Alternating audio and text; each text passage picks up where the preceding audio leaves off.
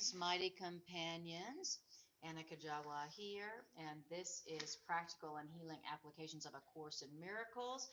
Today we're at the Rocky Mountain Miracle Center in Denver, Colorado, and we are going to do our opening meditation, connect with the divine intelligence within us, and ask it what it would have us read from A Course in Miracles today. So that is what we are going to do for about 5 to 7 minutes. And let's see here. I wonder why that's not playing. All right, let's get this going on. Wonderful. Hi, Patty. Lovely to see you. We miss you here today. Hi, Patty. And everybody says, hi, Patty. Hey, Patty. Hey, Patty. I already told her you're coming home. That's right. Good. All right. Hi, Ashley. Lovely to see you all. All right. So let's do a few minutes of going within and feeling for the spirit that lives inside of you, that is ecstatically living inside of you and loving you from the inside. So if you haven't already, close your eyes and take a breath and breathe.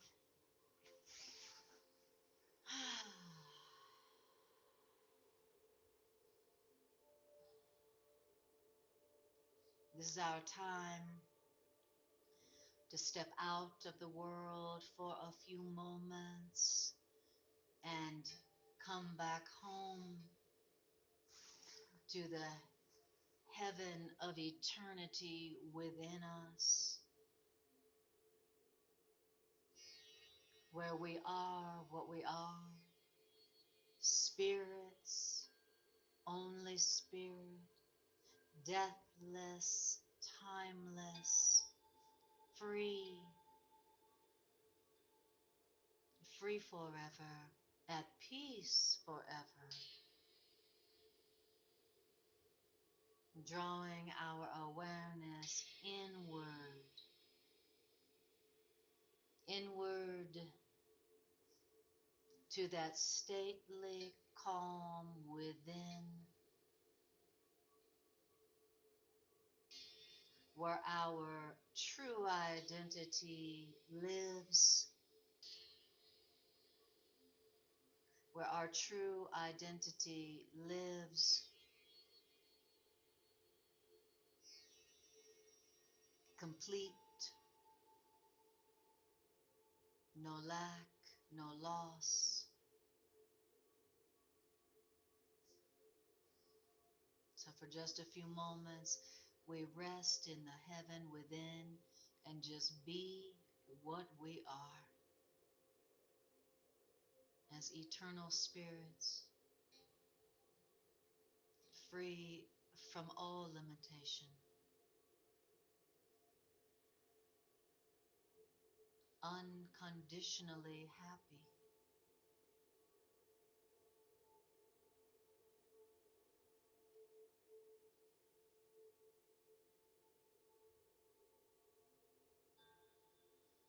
And let us just rest in our reality. I rest in my reality.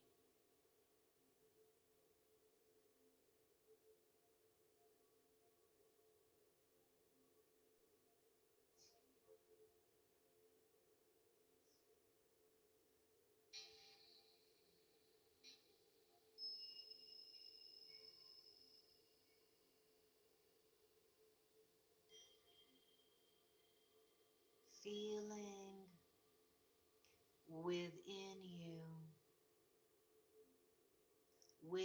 you, where the idea of loss or sacrifice is impossible.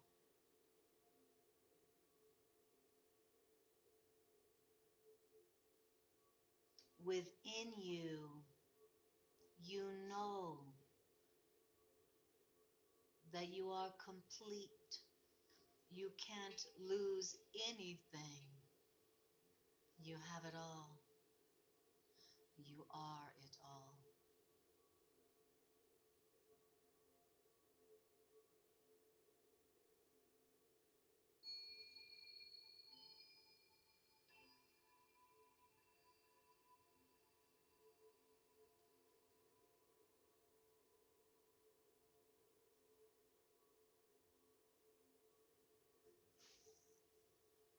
feeling yourself from the inside.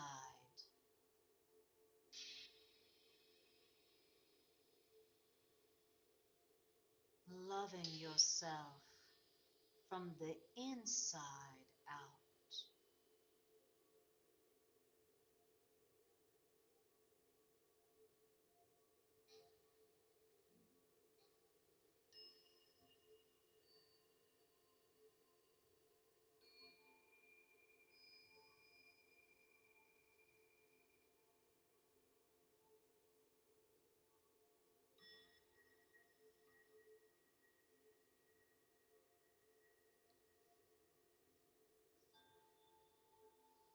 And saying to yourself the truth, I remain exactly as love created me.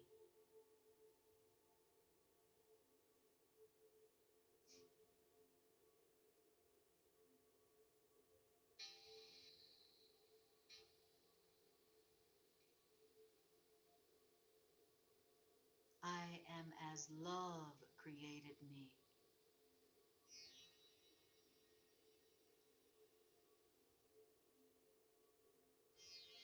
I am spirit. I am eternal. I am free as God created me. I did not create myself. Love did.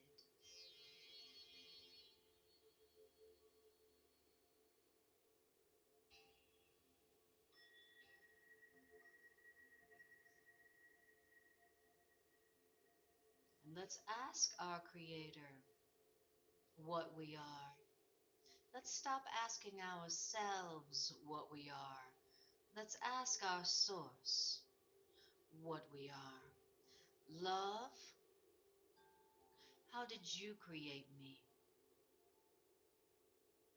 Love, what did you create me to be? Love, what's the truth about me as you created it? And then listen and feel.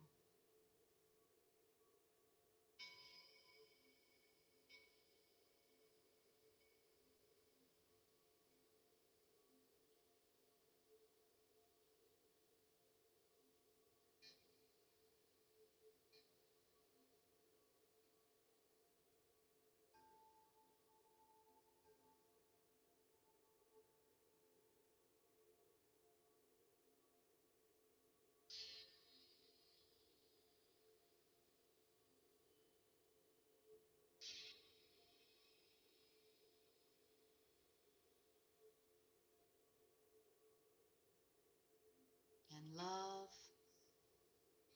you created me. You know me beyond doubt. You know my calls for love. You know exactly what would answer my calls for love right now in the most loving, brilliant way. So decide for me what I hear today from A Course in Miracles.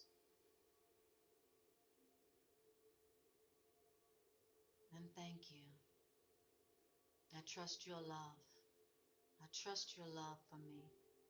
I trust your unfailing wisdom.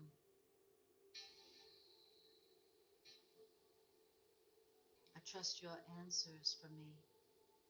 I trust your will for peace for me without condition. So thank you. Thank you, Spirit. Thank you, love.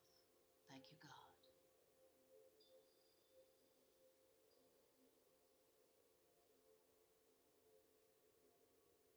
And breathe.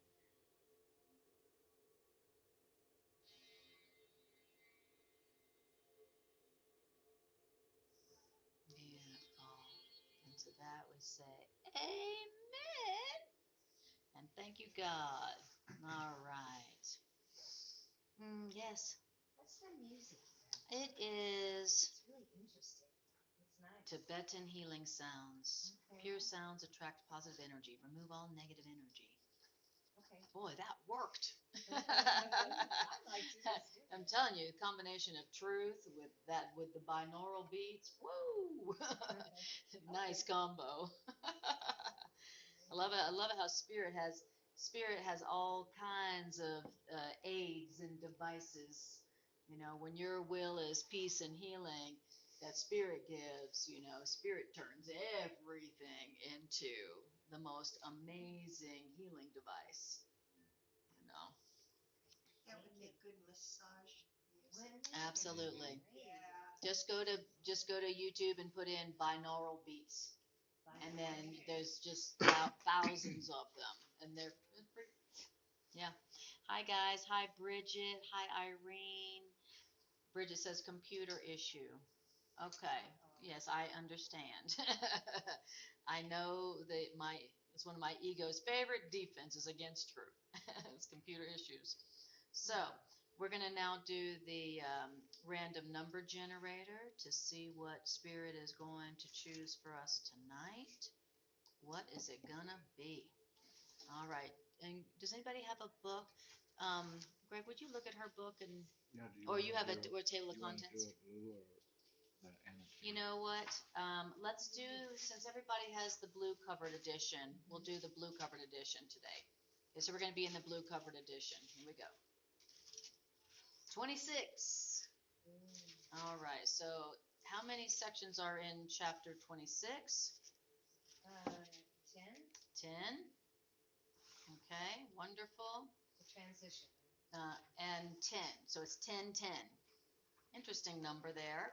So chapter 10, section 10. No, chapter 26. I mean, 26:10. So chapter 26, section 10. The end Hi, of Terry. injustice. Okay. Okay. What's it called? The end of End of injustice. the end of perfect section for Martin Luther King Day. I was just thinking. Amazing. Yeah. Amazing. Spirit, you're so brilliant. You're so brilliant. Oh, he's Spirit. gonna come around. So thank you, Irene, for putting that out there. Very good. Thank you. Thank you. All right. We're going to be in the blue covered edition. And let me find that. And while I'm finding this, I'm going to do announcements, get those out of the way. Greg and I do 3 Course in Miracles classes a week. On Sundays, Greg and I do Transforming Relationships Through a Course in Miracles. And we are having a really wild, deep time with those classes. So when you get, and that's on Facebook. And next week we'll be back in Mexico, so it's Central. This week will still be here. Oh, that's right. Next week we'll be back in Mexico, but Sunday, Transforming Relationships Through a Course in Miracles, and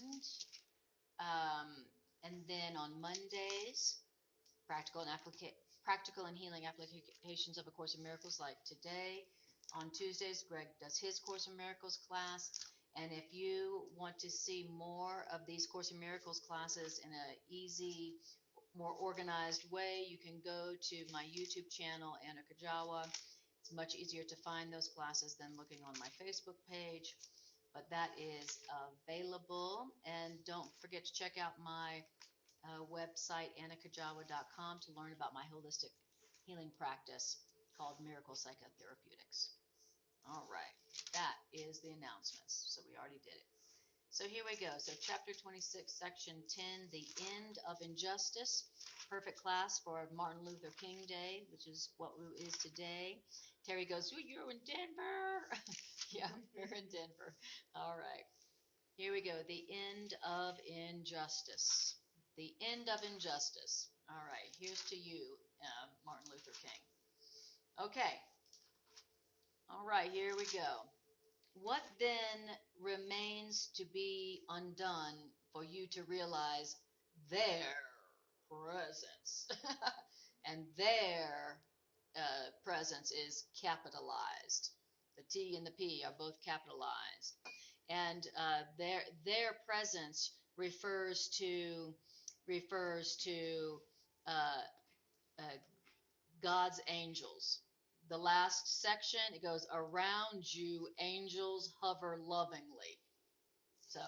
So the their presence is God, God's angels, Holy Spirit, whom Greg and I refer to as all y'all. There's just too many to name, so we just call them all y'all. But in the last section before this one, it says, around you angels hover lovingly to keep away all darkened thoughts of sin and to keep the light where it has entered in. So let's just say that's the there. What then remains to be undone for you to realize these angels' presence? Okay, so if there's angels hovering around us lovingly, keeping all dark thoughts of guilt and sin away, well, how come I don't know about it? How come I don't know about it?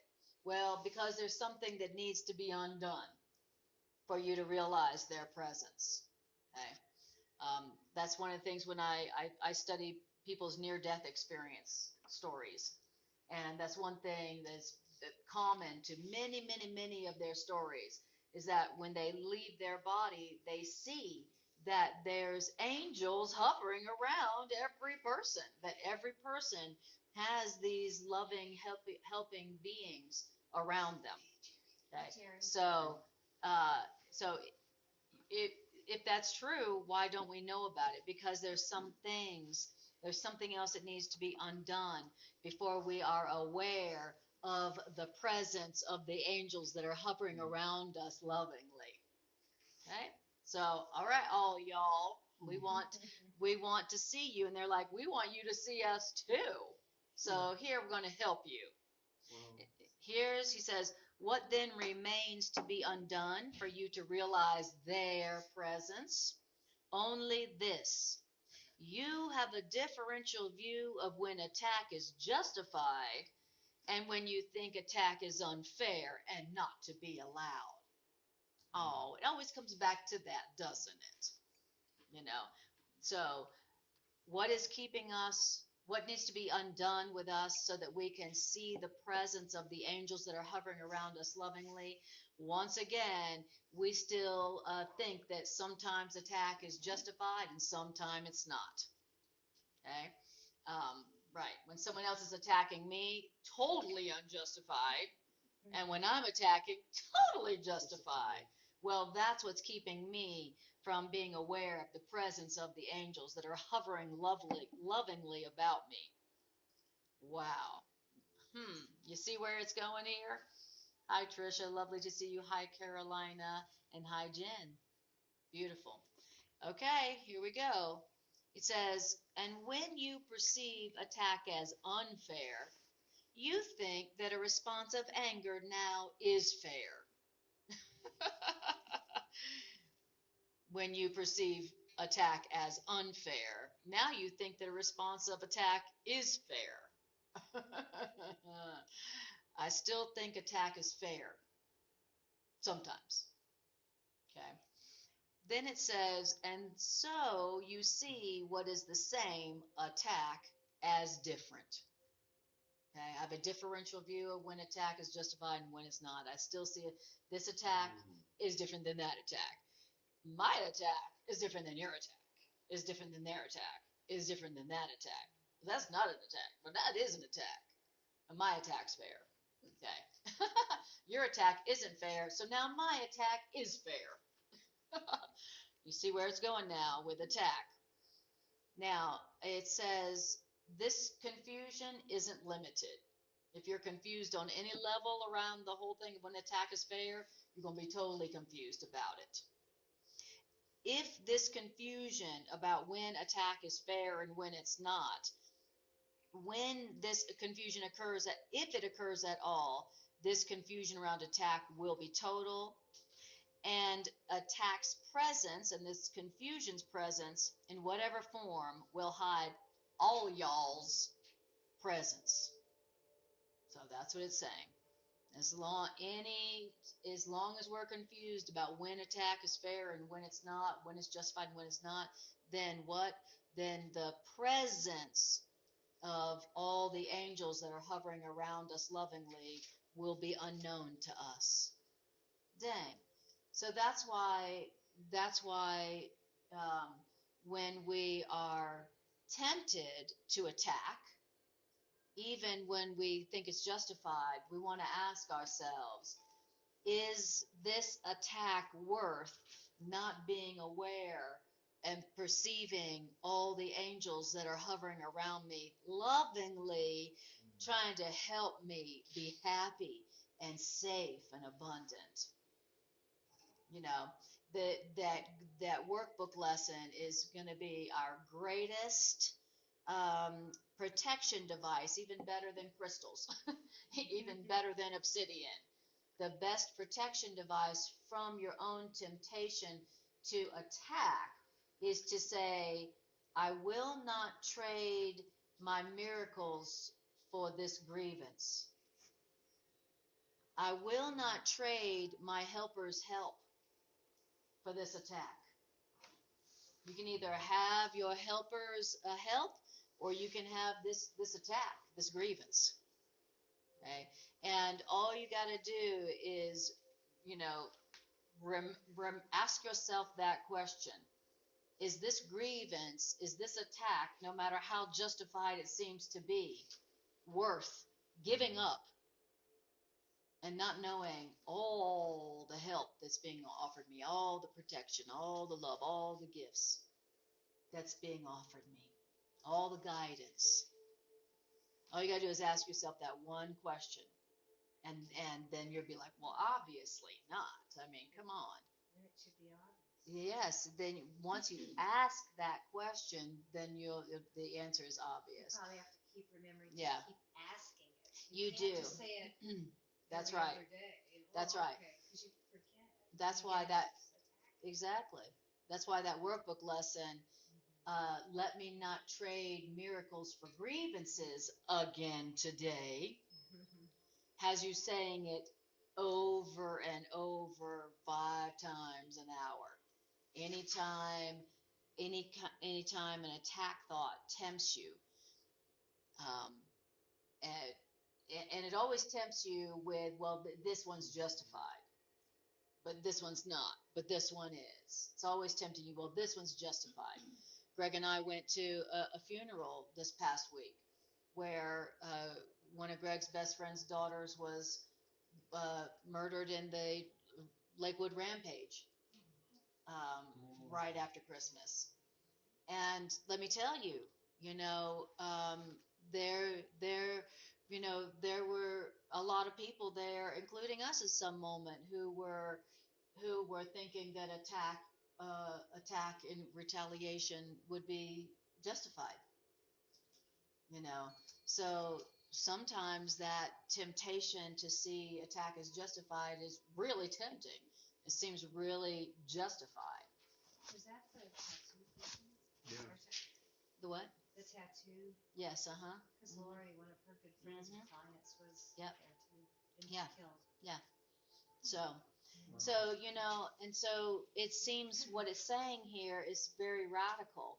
But what it's also saying that is ultimately helpful is that whatever the attack is, whether it was a murder or whether it was whatever it was, that attacking back is not going to provide for you. It's not going to enable you to perceive all the loving answers and help and support that is all around you, wanting to give help to you, wanting to help you. So even if it was a murder of someone you love, the attack is going to blind you to all the miracles of love that would heal your heart. Yes, you may say that attack or that grievance is justified, and as no matter, even if it was justified, that attack can't heal your heart. That attack isn't going to help you feel safe. you know. And so, but what will help you to feel safe and heal your heart, whatever the attack seemed to be, is hovering around you lovingly, wanting to give everything you need to you so you can be at peace and happy, and so that you can still feel love and whole and complete no matter what happened. But you won't see it. You won't know it if you're attacking, no matter how justified that you perceive it to be. Yeah, beautiful. Hi, Darlia. Lovely to see you. All right, let's all take a breath on that one. Isn't that deep thought that the one thing that's keeping us from being aware of the angels who are hovering around us lovingly to give us all we need for happiness and safety is attack, and the belief that sometimes attack is justified, sometimes it's not. The differential view on attack, that attack is this, some attack is different. And he's saying, no, all attack is the same. It's a block. All attack is the same. It's a block. It's a block.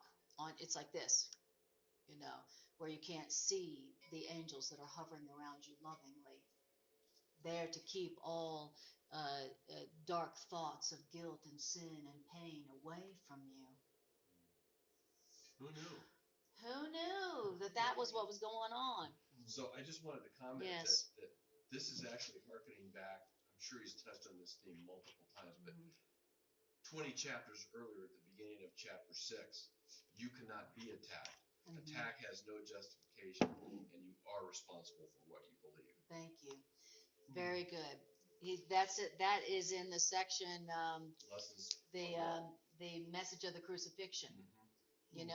Where Jesus is like, take it from me, I've kind of experienced some attack, and worse than you ever have, or will.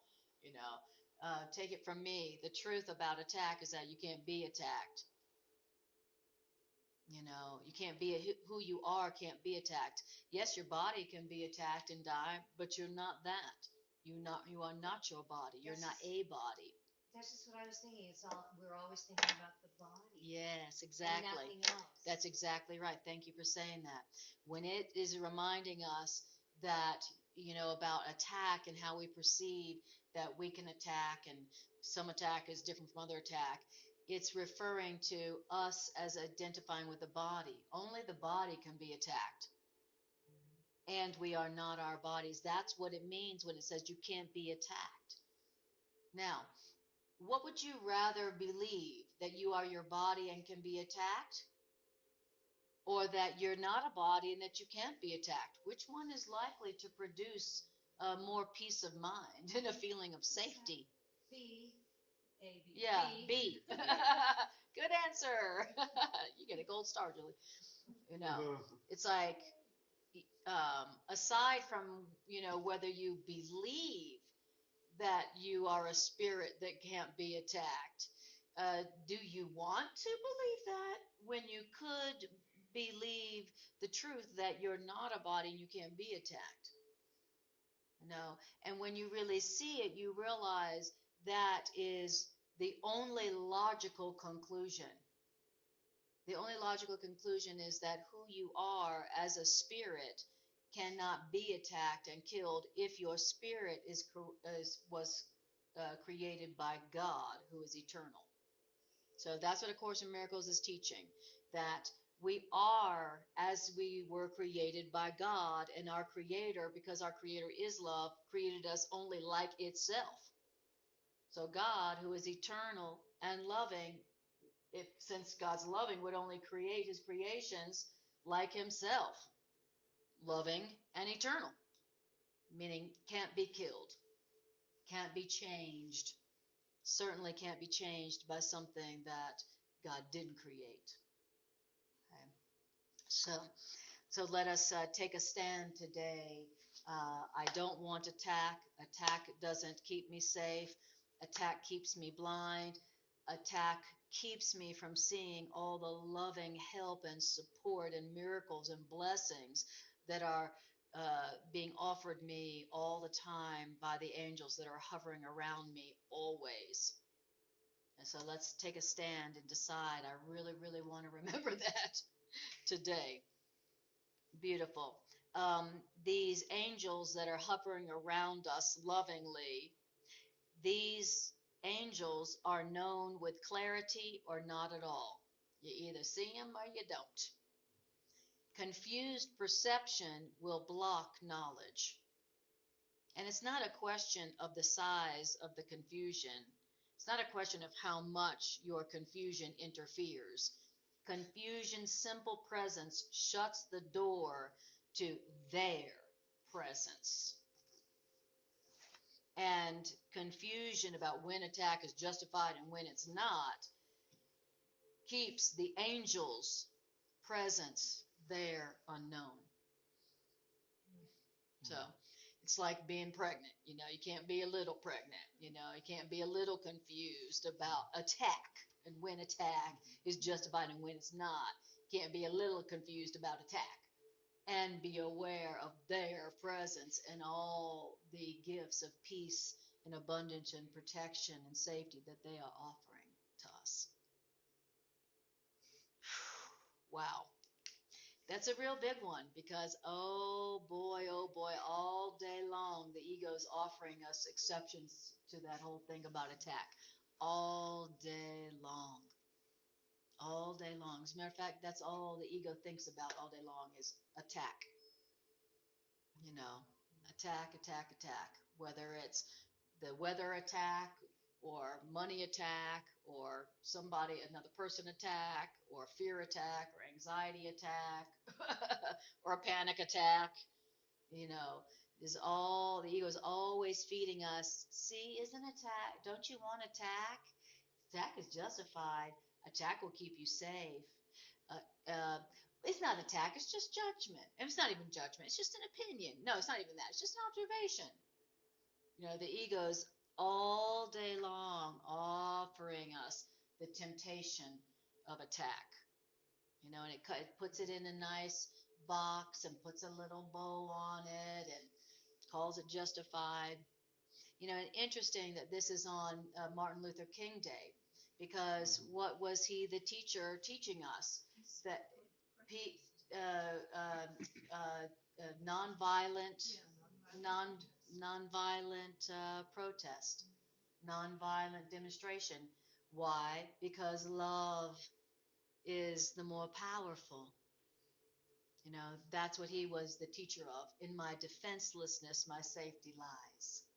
Meaning, by not attacking, I'll be safe. So what a perfect lesson for Martin Luther King Day. Let us remember the same thing. In my defenselessness, my safety lies. In my defenselessness. And in this case, defenselessness means no attack. Even when it seems like somebody else is attacking you. And I have the images of Martin Luther King marching down the streets, and, they had the water hoses on them, and they had the attack dogs and the pepper spray and, and the billy clubs, and the ego, they were attacking them violently. And they kept walking, they didn't attack back. They didn't have weapons, they didn't attack back. And look where we are today. Because of that non-attacking demonstration, that non-attacking protest. Okay. So, beautiful. All right. Beautiful. Irene says, Anna, not being a people pleaser is not attack, right? Not being right. Yes, exactly. Just because you don't give in to the guilt trips doesn't mean you're attacking them. Okay. Now, when you don't give in to somebody's guilt trip, in other words, when you don't say yes to their attack and attack back, of course they're going to see that as an attack. When someone's offering you attack and you don't attack back, They see that as an attack. You hear that? What is that? Yeah. The gongs. The gongs. Doing gongs. Oh, right. Yeah. Can you guys hear the gongs back there? Yeah, exactly. Beautiful. So that's a great question, Irene. So not being a people pleaser, which I'm guessing you mean not giving into guilt, is not an attack. Correct. Even though they will see that as an attack. What, you're not going to take my guilt? Who do you think you are? What's wrong with you? Okay. And then she says, just sticking up for myself and walking away from a group of people, I don't agree with. Exactly. That's not an attack. That's doing what Martin Luther King did. You know, he didn't defend himself with attack. So that's a really great question, Irene. Really great question. Absolutely. Beautiful. Okay. So that was the end of paragraph 1. Any more questions or comments on that? Any yes buts? Yeah, but. I love it. All we had to do is pull up Martin Luther King's demonstration, and then Jesus's demonstration, and Gandhi's demonstration. All we need to do is pull up their demonstrations, and then that puts to rest any of our exceptions, right? Well, so-and-so left a mean comment on one of my YouTube channels. Oh, boy, that's pretty bad, Anna. No. When, just like Matt was bringing up the section, the message of the crucifixion, when you are experiencing the temptation of attack, when you're perceiving that you're being attacked, when you perceive that you're being under attack, Chapter 6, the message of the crucifixion, is a great lesson to read to help you to remember the truth about yourself so that you don't give in to the temptation and decide that attack is justified, and then blind yourself to all the love and real protection and peace and safety that is being offered you at that moment. Okay, beautiful. Thank you, Greg, for doing that. All right. Okay, here we go. We're going on to paragraph 2, and we are in chapter 26, section 10 in the blue covered edition. Now, here's a question. What does it mean if you perceive attack in certain forms to be unfair to you? What does it mean? Well, what it means is that there must be some forms in which you think attack is fair. Oh, to say that attack is unfair. You're really saying, but some attack is fair. Wow.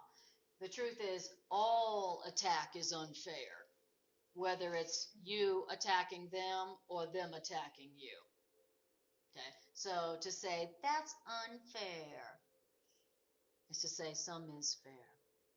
Now, because otherwise, how could some forms of attack be evaluated as unfair? Some forms of attack are given meaning then and perceived as fair or sensible, and only some forms of attack are seen as meaningless.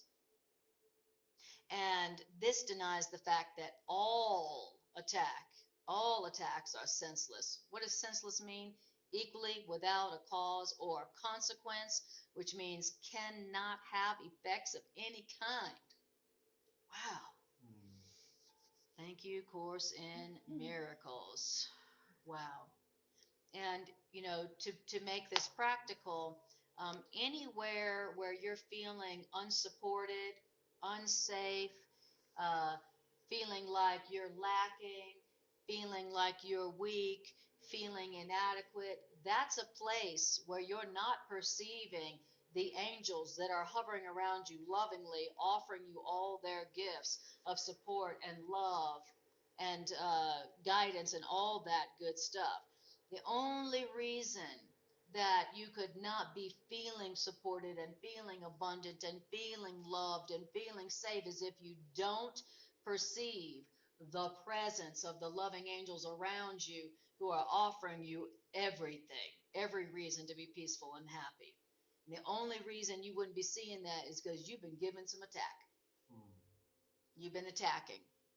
And maybe you called it, maybe it was in the form of judgment, maybe it was in the form of guilt, maybe it was in the form of, trying to be helpful, giving my opinion, just trying to be helpful, but somewhere you were believing that attack was justified and fair. And it has made you blind to how loved and supported and safe and abundant you really are. So you can trace it back to the attack. Okay? When there's a lack, trace it back to the attack. Right. Great. Then it says, their presence, the presence of these angels who are lovingly surrounding you, their presence is hidden by any veil that stands between their shining innocence, the angels around you, and your awareness that it is your own shining innocence, and that this shining innocence belongs equally to every living thing along with you. Wow. You mean, are you sure that the shining innocence of God equally belongs to every living thing? Are you sure? I mean, everyone? What about those people who were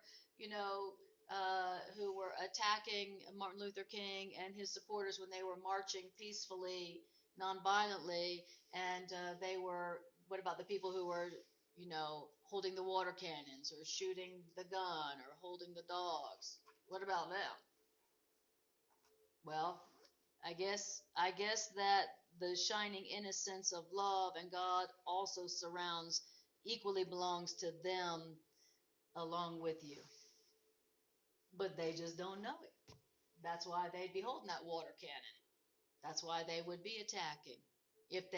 The people who are attacking, the shining innocence surrounds them too. They just don't know it. They just don't know it because they've been giving and receiving attack. And the people who raised them have been giving and receiving attack, so they don't know it. But according to this, shining innocence equally belongs to every living thing along with you. Whew. Now that's what people who have eyes to see can see. That's what people whose eyes are not blinded by attack and guilt, that's what they see.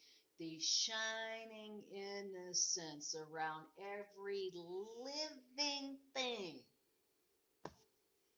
And were you to go out and say that to some people, they would just go, Right. They would never be able to believe it. It's exactly right. Because they go, no. Right. That guy over there is. Mm-hmm. I mean, I can just see how it's That's very right. difficult to keep this process going. So you have to remind yourself. Absolutely.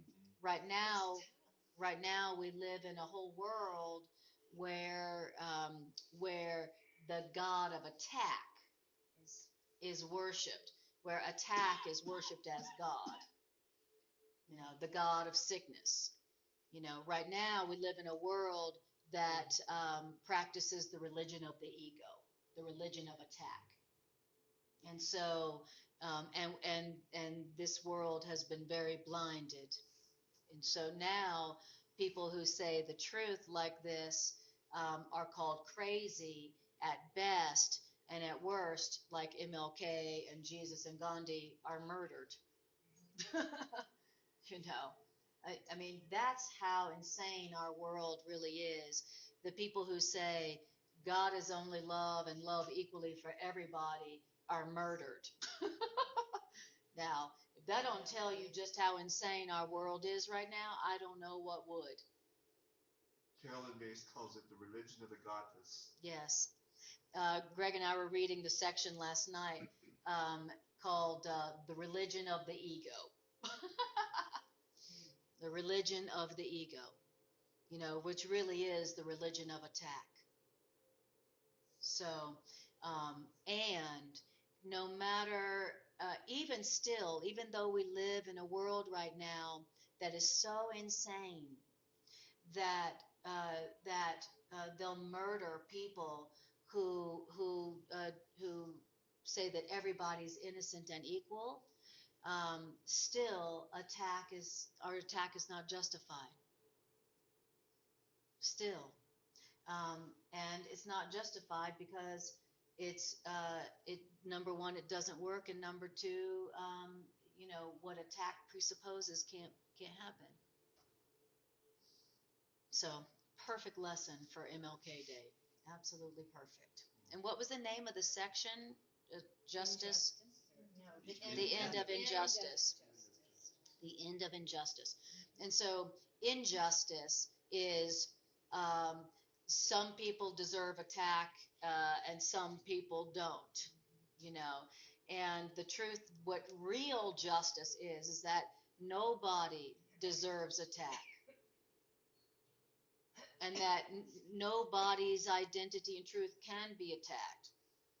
That shining innocence, shining guiltlessness surrounds every living thing equally. Everything living has an equal innocence, is equally guiltless, equally innocent, equally deserving love.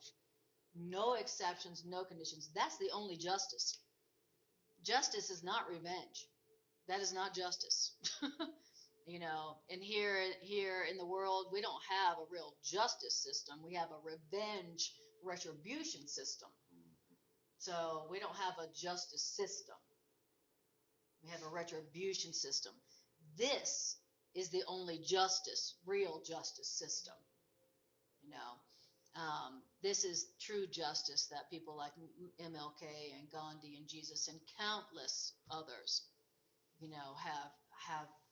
have come here to teach us, So, sorry about the whole murdering thing, all y'all. And so, Julie, so you're saying it's difficult to teach that out in the world. It's scary to teach it in the world publicly. It's scary to do that. Not a lot of people studying this or trying to get through this because they don't want to believe what it teaches. That's right. It's so contradictory to Yes. what they've been brought up with. Yeah, because we And all they won't. learned. Yeah, we all learned that attack makes us safe. And so, at first, it seems like we're being asked to give up our very protection of our very lives. What do you're asking me to give up attack? You're saying attack? Well, you're telling me you're asking me to leave myself ultimately vulnerable for somebody to just, you want me to just turn my one cheek, when they hit me on one cheek, give them the other one? You're asking me to lay down all my only defenses. That's what it feels like to our belief system. And society has taught us right and wrong. Yes. And even if we think we're doing the right thing most of the time, when something's done against those right and wrong world made up laws, Yes, right. You want to attack, you want to punish. Absolutely. It's Yes. just so. That's right. That's the we've been taught that some attack is justified and some is not. We have a differential view of when attack is justified. Right. And the reason that what surrounds every living thing is shining innocence is because God doesn't limit the shining innocence of every living thing. Okay? That's the truth about every living thing. Shining innocence, shining guiltlessness. Guiltlessness is the truth of every living thing. And God does not limit that. God isn't like, well, if you don't behave, you're not so innocent anymore. Like what we learned. It says God doesn't limit the guiltlessness of every living thing, and what is limited cannot be heaven, and so what is limited must be hell. So the innocence that's limited, the innocence, the sinlessness that's partial, is hell. God doesn't limit innocence in anyone. God doesn't make any exceptions. God doesn't put any conditions on the guiltlessness of every living thing. And any limit on anyone's guiltlessness is going to be hell. It's going to be hell for you. And you're going to be trying to make hell for them. That's what hell is. The belief that you can limit your guiltlessness or the desire to limit their guiltlessness with attack. Wow. Beautiful. Beautiful. Hi, Renew. Sending you love, Renew. Sending you lots of love all the way through here to India. Hi, Lynette. Lovely to see you too. Okay. So that was paragraph 2. Questions or comments before we go on? Perfect lesson for MLK Day. We had this incredible experience in Mexico last 2 Mondays. Yeah, where one Monday it was chapter 23, the war against yourself. And then next Monday, random number generator from that big book is the exact same chapter, exact same section a week later out of all the sections in the book. We were like, what are the chances of that? Crazy. Where, that's why I call this the never random number generator. It's always spooky, spot on. Okay. All right. Then, and this is paragraph 3. Unfairness and attack are one mistake. Woo! Attack is always unfair. Unfairness and attack are one and the same. Dang. And unfairness and attack are so firmly joined that where one of them is perceived, the other must be seen. So if there's attack, there's unfairness. If there's unfairness, there's attack. You cannot be unfairly treated. Wow. Same thing as saying you can't be attacked. If unfairness and attack are the same, then to say then it has to be true, you cannot be unfairly treated. You cannot be attacked. You cannot be unfairly treated. The belief that you are unfairly treated is just another form of the idea that you are deprived by someone not yourself. Whoo-wee. Now, this is the ego's golden calf. This is the ego's God right here. The belief that you can be attacked and the belief that you can be unfairly treated. Same mistake. That is the ego's God. That is the foundation of the ego's entire belief system. That is that's the foundation of the ego itself. Okay? Now, it says, and because of this, projection of the cause of sacrifice is at the root of everything perceived to be unfair, which means not your just deserts. Wow. Okay. Anytime I perceive myself as unfairly treated, anytime I see myself as being attacked, I am projecting the cause of deprivation onto something else. Whoa. Now, this is one of those sections where I go, yeah, I see why Course in Miracles isn't more popular. I get it. Okay. So it goes like, can you guys hear the gong? Yeah, they're going for it. Yeah. That's, what do they call that? The crescendo. Yes. I love it. Beautiful. So what is projection of the cause of sacrifice is at the root of everything perceived to be unfair, which means not your just deserts. Anytime I think I'm being unfairly treated or attacked, I'm projecting the cause of my deprivation. I'm saying, I'm being deprived by you. I'm being deprived by that. I'm being deprived by them. You're choosing to feel that way. Yes. I'm saying they're keeping me from being happy. They're keeping me from feeling good about myself. They're keeping me from being abundant. They're keeping me from feeling happy. They're depriving me of feeling loved. They're keeping me from feeling good enough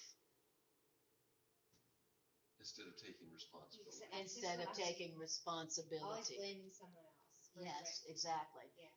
I am responsible for what I see. I am responsible for what I see. I am responsible for what I'm perceiving. If you are not feeling good enough, if you are not feeling innocent, if you are not feeling loving or lovable, then it's because you are not seeing yourself correctly. You know, the worst that anybody can do is agree with your misperception about yourself. That's the worst anybody can do. That's the worst. That's the worst anybody can do to you. It's like with the pandemic, everybody's trying to blame somebody. Always. It's Dr. Fauci, it's China. Exactly. Exactly. That's right. That's right. And how do we know that's true? Because if you didn't believe that you were guilty, if you didn't believe that you were inadequate or unlovable, then when somebody, shared their misperception of you, you would go, "Oh, are you having a bad day? Are you all right?" We would see it as a call for love. We would realize that they were projecting how they feel about themselves. We wouldn't be affected by it. And we would be compassionate for how they obviously must be hating themselves right now. It wouldn't stick, you know. So, um, wow, that's a deep thought, huh? Now, what if we actually believed that? Do you know how invulnerable you would feel? Do you know how solid you would feel in your self-love? Do you know how powerful you'd still feel? Because even if I was hurt or offended or upset, if I remembered that I'm doing this to myself, at least I'd still feel powerful. At least I wouldn't feel like a helpless victim. I wouldn't feel weak. When you know you're doing it to yourself, at least you don't feel like you've been weakened. You know, so truly, this understanding is the core of real self-esteem, stable self-love, stable self-esteem. Wow, beautiful. And it enables you to get to the core of your upset like that. Oh, I'm just not feeling lovable today. Oh, why is that? Oh, okay, because I'm misperceiving myself. Hey, love, what do you know about me? Okay, you got to the cause of your upset like that. Whereas if you had projected it out, it might take you months, weeks, years, lifetimes to finally get to, oh, that was me not loving myself. Who no telling how many lifetimes you just saved yourself. Because everything you project out, you just set it up where now you got to wait some more time till it happens enough where you go, I wonder if it has something to do with me not loving myself. So save yourself some time and go, how I feel has nothing to do with them. Okay? I am responsible for how I feel about myself. That's right why now. in my opinion, that's one of the most powerful prayers in Yes. the Course in Miracles from the Responsibility of the Yes. Sight, Yes. chapter 21. Yes. And one of the things that it does, in my view, in addition to claiming responsibility, it at least implicitly expands my awareness of what I am. Because if I'm taking responsibility for something that I'm otherwise not conscious that I'm doing to myself, then that means that there are aspects of myself that I just am in denial of it. Yes, exactly. Thank you. Matt is saying that prayer, I am responsible for what I see. I am responsible for how I feel, and everything that seems to be happening to me, I ask for and receive exactly as I have asked. That prayer, he's saying, is the most powerful prayer because it's automatically reminding you or bringing you aware that there are aspects of yourself you're not aware of. And to add to that, it also is demonstrating how powerful you are. Because if you are doing this to yourself, look how powerful you are. So that's why that prayer, literally in the course, it says, literally, when you say that prayer and you mean it, then there is nothing that that seems to be hurting you that doesn't get undone for you. All effects of your wrong decisions are undone for you when you say that prayer. Chapter 21, I'm responsible. Okay, beautiful. So it says this. I'll just read the sentence again. Projection of the cause of sacrifice is at the root of everything perceived to be unfair, which means not your just deserts. Yet it is you who are asking this deprivation of yourself, and in deep injustice to you, a child of God. The truth is that you have no enemy except yourself. And you are enemy indeed to yourself because you don't know yourself as yourself, the child of God. Wow. And what could be more unjust than that you, a child of God, be deprived of what you are, which means denied the right to be yourself and asked to sacrifice your Creator's love and your love as not your due. God, what could be more unfair than that? That's the ultimate unfair thing, is that you, the child of God, be deprived of who and what you are, that you be not yourself. You know, guiltless, sinless, innocent, only loving and lovable. You know, that's the ultimate unfairness. What could be more unfair than that? Okay. Beautiful. Okay, take a breath. Questions or comments? How you guys doing out there? Don't forget to breathe, or else you will pass out. Hi, Pam. That's deep. This is we are approaching the ego's most secret, cherished cornerstone of its belief system, and we're approaching it tonight, right now. Okay, so you better believe the ego is shaking in its boots. The ego is feeling threatened right now, so we gotta breathe. And remember that you cannot be attacked, that you cannot be unfairly treated, you cannot be attacked. Okay. Beautiful. Great. So now we're on paragraph 4. Beware of the temptation to perceive yourself unfairly treated. Anybody seeing themselves as unfairly treated today? Beware of that temptation. Because in this view of yourself as unfairly treated, you are seeking to find an innocence that is not the angels around you, but your innocence alone, and an innocence that's at the cost of someone else's guilt. When you are seeing yourself unfairly treated, you are looking for an innocence that's yours and not theirs. Okay. Another form of specialness. Another form of specialness. Right, because to say I'm being unfairly treated is to say that some forms of attack are fair, like mine. Right? It's also like, I'm a victim. Exactly. When you're saying I'm being unfairly treated, you're saying I'm a victim. You know, I'm innocent and you're not. That's what you're meaning and implying and believing when you're seeing yourself as being unfairly treated. And notice how it says, beware of the temptation to see yourself unfairly treated. Notice it didn't say when you're being unfairly treated.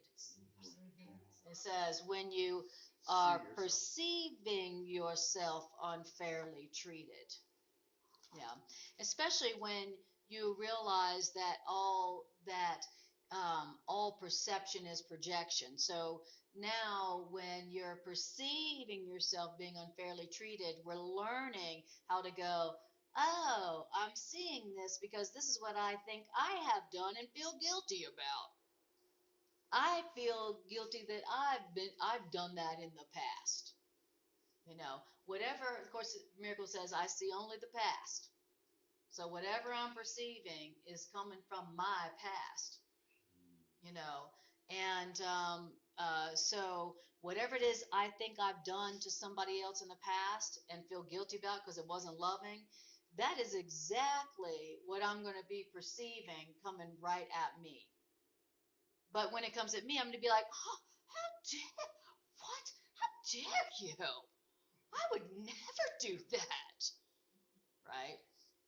So it's another, reminder that, that's another way of looking at it, so that you see you're not being unfairly treated. You're just perceiving what it is that you think you've done to another and are felt guilty about. And you can't give something besides love and not feel guilty, no matter how justified that you tell yourself you are. You can't give not love, which is attack, and not feel guilty, which means you are going to attract that. Somebody saying or doing the same thing that you think you did and felt guilty about. Okay? So, it says, can innocence be purchased by the giving of your guilt to somebody else?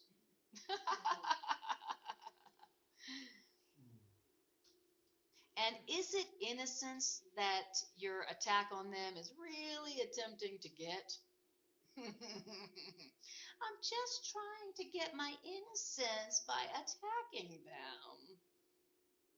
Okay, it's not really innocence you're trying to get. Isn't it retribution that you're trying to get for your own attack upon the children of God that you're really seeking? So when you attack in self-defense, you're not really trying to get your innocence. Really what you're trying to get is retribution for your own attack on others that you felt guilty about, just like what we were saying. Now, isn't it safer to believe that you are innocent of attacking the children of God? Isn't it safer to believe that you are innocent of this and victimized despite your innocence? In other words, whatever way the game of guilt is played, there must be loss. Whatever way the game of guilt, whatever way the game of attack is played, there must be loss. Wow. In other words, someone's got to lose their innocence so that someone else can take their innocence from them, making it their own innocence. Ew. That's the truth about attack. Same truth as guilt. Guilt is attack. Attack is guilt. It's like that movie Highlander. Somebody's head's going to get chopped off one way or the other. Exactly. There could be only one. Yeah. Whatever way the game of attack is played, whatever way the game of guilt is played, somebody's got to lose. Whether it's you, I'm the victim here, or now I'm the attacker giving guilt. Whenever you're giving guilt, you are attacking. That is attack. Okay, but what the ego's so clever. The ego's like, that's not, when you give guilt, by playing the victim. Okay, the Course in Miracles says that we love to play the victim because the victim game, the victim illusion, enables us to have the two things, our two favorite things. Playing the victim enables me to attack, which I want to do, but still feel innocent. I want to attack, but I want to feel innocent. I want to be able to maintain my face of innocence. Well, being unfairly treated is the best way to do that. You know, I want to attack because I'm addicted to it. It makes me feel better than others. It makes me feel safe and strong. And but I don't want to be seen as a mean person. You know, and so I know, I'll play the victim who's unfairly treated. Then I get to do both. I get to keep my quote innocence, and I also get to attack. It's perfect. It's brilliant. Just even if you like think the thought like, oh, look at their car got towed away. Exactly. You know, and it's Thank you. still an attack. Yep. Thank you. Thank you for saying that, Jerry. Jerry said, even if it's silent and you're silently thinking, oh, good, their car got towed. Exactly. Just desserts. Yes, exactly. Mine is instant karma. Instant karma, right? So, Yeah. thank you. So, even the thought of the attack is still an attack, right? And you were going to say something? Yeah, in reading this last paragraph, I kept finding myself thinking back to my own childhood and the observation of other children, some of whom may not even be able to carry on a conversation yet, and yet they already have on board this mechanism of believing they're unfairly treated. Oh, yeah. Brothers and sisters Oh, taking yeah. things from one another. It's already there It's at like wired in. 2 or 3 years old. Oh, yeah. Exactly. Oh, totally. They brought a wrinkle. Mom, Dad, they hit me. You know, and then if you like had the camera on that scene, you know, you would have seen, and you saw like 10 steps before, Mom, they hit me. You know, you would have seen their part. Yeah. Right. Beautiful. Exactly. Beware of the temptation to perceive yourself as unfairly treated. Beware of the temptation. That's what temptation really is. It's not chocolate cake. It's it's the temptation to perceive yourself unfairly treated or attacked. Wow. So, all right. Beautiful. Paragraph 5. Okay. Paragraph 5 is going to be our last paragraph for the evening. You think that they are unfair to you. Why? You think they're unfair to you because you think that someone has to be unfair to make the other person innocent. That's how we think. Okay? We can't all be innocent all the time. You know, for someone to be innocent, somebody else got to be guilty, is how we think. Right? And in this game of guilt and innocence at the expense of somebody else's guilt, in this game, do we perceive one purpose for our whole relationship? Woo! If we're playing that game, then that's the one purpose now of our one purpose for our whole relationship, which is what? To give away guilt so that I can take innocence. And that's the special relationship. Who will let me give away my guilt so that I can take their innocence from them and then make it mine? Who will let me do that? Who will let me do that? Will you? Will you?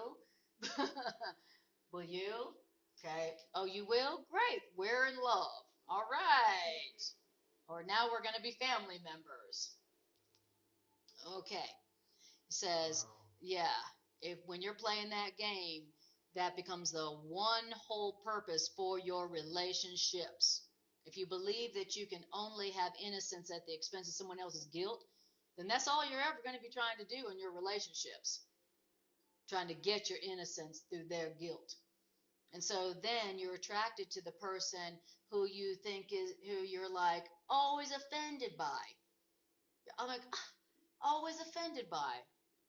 Why? Because you feel like that's the only way to feel innocent is by them being so guilty.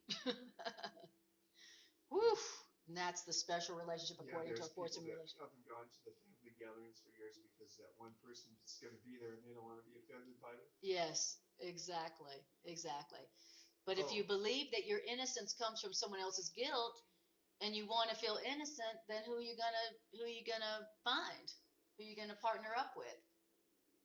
Someone who you can see is really guilty all the time, so that you can see yourself as good and innocent by comparison. Woo, yuck. How narcissistic. That's why before you wake up to the truth, you seem to be attracted to what offends you. And boy, doesn't that explain some of our relationships, huh? Especially some of the relationships from our past before we kind of woke up to the whole guilt game, right? Course in Miracles wakes us up to the guilt game, So now we're not as attracted to those who we feel so offended by. But it used to be, that's the phrase opposites attract. Well, it's not that opposites attract. It's that while you're wanting to play the guilt game, then you're going to be attracted to those who seem to be so different than you. You can't understand them, and you're always offended by it. So, boy, does that explain a lot about our past relationships. Whew. Now, it says, and in this guilt game, do you perceive one purpose for your whole relationship? And this purpose you seek to add to the purpose that's really given to your relationship, which is release from guilt. The Holy Spirit's purpose for your relationship is to let the presence of your holy guests, plural, be known to you. Oh, that's the purpose of our relationships the Holy Spirit gave to our relationships. That's the purpose of our relationships. It's not to give away your guilt so that you can feel innocent about yourself. It's the purpose that Spirit gave our relationship is that the presence of our loving guests, those angels that hover lovingly around, be made known to us. Well, dang, who knew? Who knew that that's the real purpose that Spirit has given to our relationships? And to this purpose, Spirit's purpose for our relationship, nothing can be added. For the world is purposeless except for this purpose that Spirit gave to our relationships. To add or take away from this one goal for our relationships is but to take away all purpose from the world and from yourself. And which means each unfairness that the world appears to lay upon you, guess what? You have laid on the world by rendering the world purposeless, which means without the function that the Spirit, the Holy Spirit, sees in the world and in your relationships. And simple justice has thus been denied to every living thing upon the earth. Woo! Wow. So it's saying that when you are not having the Spirit's purpose for your relationships, which is undoing guilt, so that you can perceive the angels that are hovering lovingly around. When you're giving to your relationships the ego's purpose of guilt, and giving your relationships the purpose of guilt, then you're depriving the whole world of the presence, the awareness of the presence of the angels that are hovering lovingly around, offering you everything. Wow. So when you're depriving your relationships of their presence, you're also depriving the whole world, every living thing, of the awareness of their presence. the angels that are hovering lovingly around. Now, why would we want to do that? Because when we're playing the guilt game and depriving our relationships of any real meaning, and depriving the whole world of any real meaning, and depriving ourselves of their presence, then the whole world loses meaning for us. Now our relationships don't have meaning, our life doesn't have meaning, the world doesn't have meaning, and then we end up going, it all feels so meaningless. And that perception is the essence of depression. And we've all experienced that. This relationship doesn't have any meaning. What's the purpose of this relationship? It feels so purposeless. What's the purpose of it? Or my life. It just doesn't feel like it has a purpose. It feels, I don't know the purpose of my life. What's the purpose of my life? And the Course says, my meaningless thoughts create a meaningless world. It's exactly right. My meaningless thoughts are showing me a meaningless world.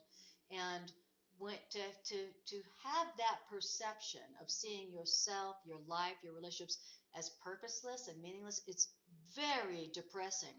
And it's the essence of why a lot of people get sick, kill themselves, get addictions, whatever. It's the essence of sickness, you know. And so to not be aware of the presence of the loving angels and helpers that surround all of us is to deprive yourself, your relationships, and the whole world of meaning. But when you are aware of their presence, because you're not playing the guilt game anymore, right? You're not playing the guilt and innocence trade compromise anymore, then and you'll be like so full of a sense of meaning and purpose in your life, in your relationships, that you will experience what real happiness really means. You'll be like, wow, I love my life. I have the most amazing relationships. I feel like I'm being who I'm meant to be. I'm doing what I'm meant to do. Dang, it's so good. Okay? And that's what's available to us to experience. But it all comes down to us believing that some attack is justified, that some attack is fair, okay? And that in order to feel innocent, I've got to attack another. In order to feel safe, I've got to attack another. In order to feel innocent, I got to make somebody else feel guilty. Okay? It all comes down to as long as you have that belief and you want to play that game, everything else is going to lack meaning and purpose, and you'll be depressed. Wow. Okay, well, at least now we know what is going on. Deep. Bridget says, special relationship. Wow. Hi, Carol. Lovely to see you. Okay. Yeah, you guys who are just joining now, you may want to go back to the beginning and watch. This one was a real one of those, like, you know, life-changing, game-changing one, you know. And if you've got anything going on where you're experiencing a feeling of being unfairly treated or being deprived, a feeling that you're being deprived by someone or something outside of yourself, where you're feeling attacked, this is the section for you, so that you can resist the temptation to perceive yourself as attacked and unfairly treated, and so that your eyes can be opened to the angels that are hovering around you lovingly, supporting you, helping you, giving you guidance, offering you the awareness that just would make you supremely happy, no matter what. All right, beautiful. Okay, so we already did announcements, and now we're going to do integration meditation. Okay, Any questions or comments? Any questions or comments? Like, no. I think you covered it all. Yeah, that was great. I'm so glad to Lots see you, read my over dear. and keep thinking No about. doubt. So keep remembering. No doubt. Well, we'll Lo- see you. Love you, sweetie. See you soon. Yeah. Yeah. Okay. All right. I'll get your phone number from her and I'll text you. All right, you guys. So we're going to do the integration meditation. So close your eyes, take a breath. Thank you so much, everyone, for joining this healing circle and increasing the power of these ideas for all the world. All right. And you guys can find this video up on my YouTube channel in the next couple of days. All right, so close your eyes, take a breath, and just feel what it feels like in your mind, in your spirit, your soul, to listen to the truth in the presence of your mighty companions.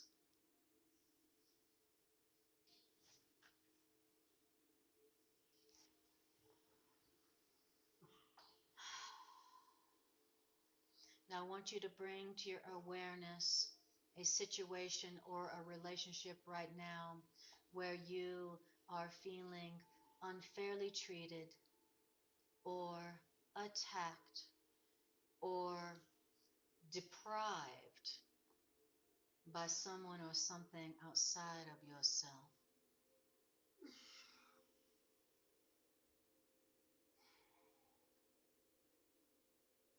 Who and what is it that you feel is taking unfair advantage of you?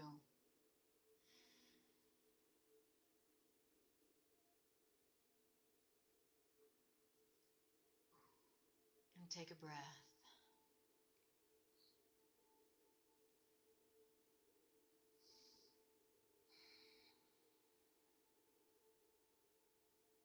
And I want you to tell yourself,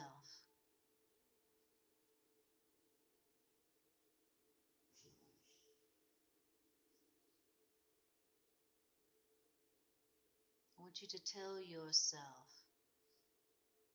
yourself, I am not deprived by anyone or anything outside of myself. I cannot be deprived by anyone or anything outside of myself.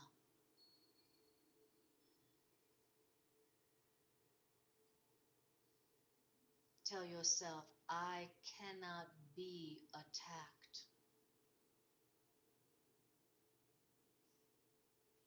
because I remain exactly as I was created by God.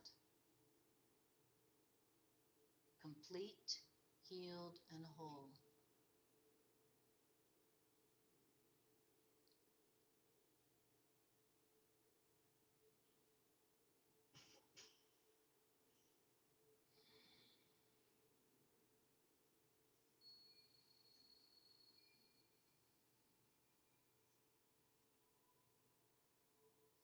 And tell yourself,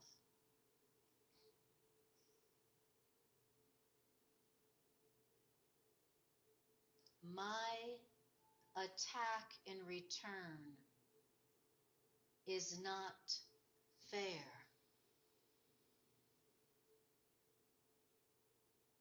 My return attack is not justified.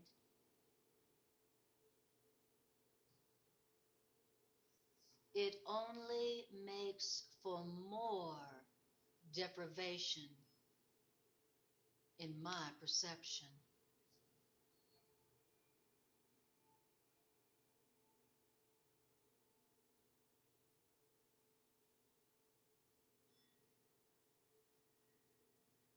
And tell yourself, I don't need to attack somebody else with guilt in order to be innocent right now.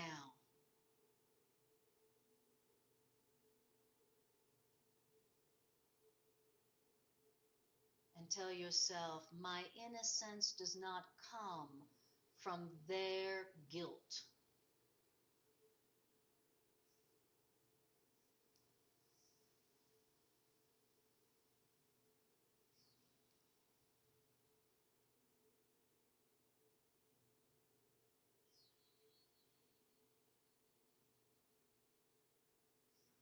Now ask your higher self, please help me to say no to this temptation, to attack in self-defense.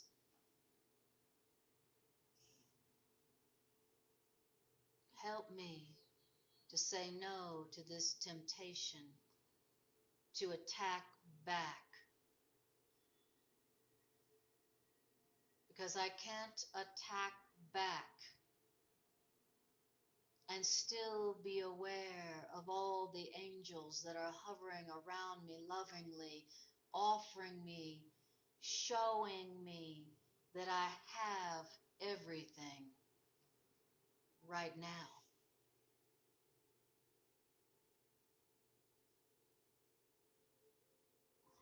And tell yourself, I'm not going to trade my miracles for this grievance.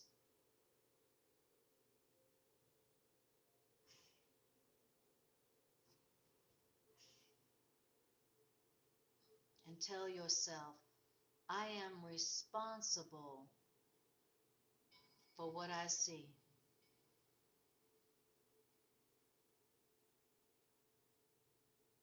I am responsible for how I feel about myself and how I perceive myself right now.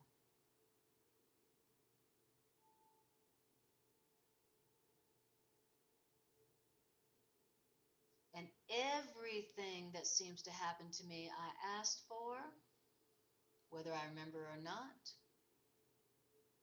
and I have received exactly as I gave and requested.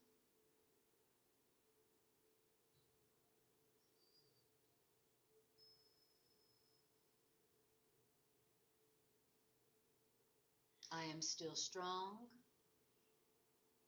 I am still complete as God created me. I am still as sinless and guiltless as God created me. I have not been changed by what this person thinks of me.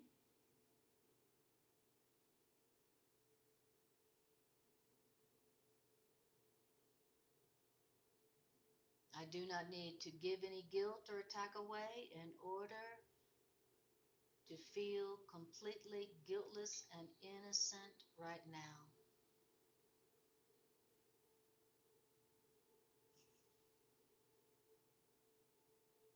I am as God created me, not them. They did not create me. This situation did not create me.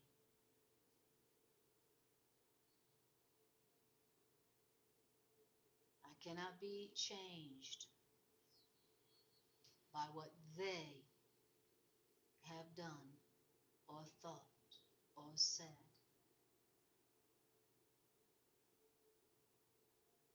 I cannot be changed by what seems to have happened.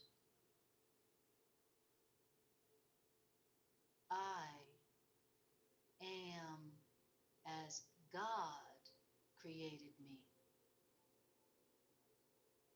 complete, healed, whole, free, guiltless, sinless, innocent, forever. And so is every living thing.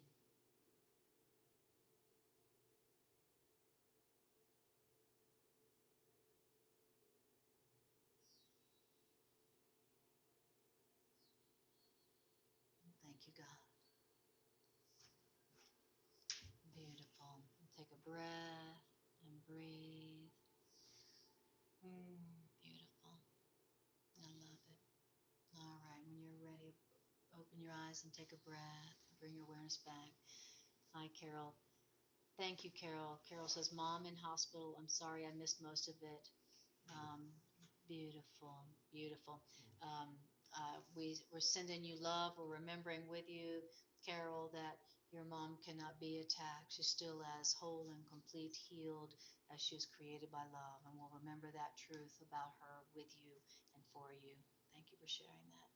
Hi, Bridget. All right. Love you guys. Thanks for joining in. And don't forget to check out my YouTube channel if you want to see this class and bunches of others anytime you want. Love you, Patty. See you soon.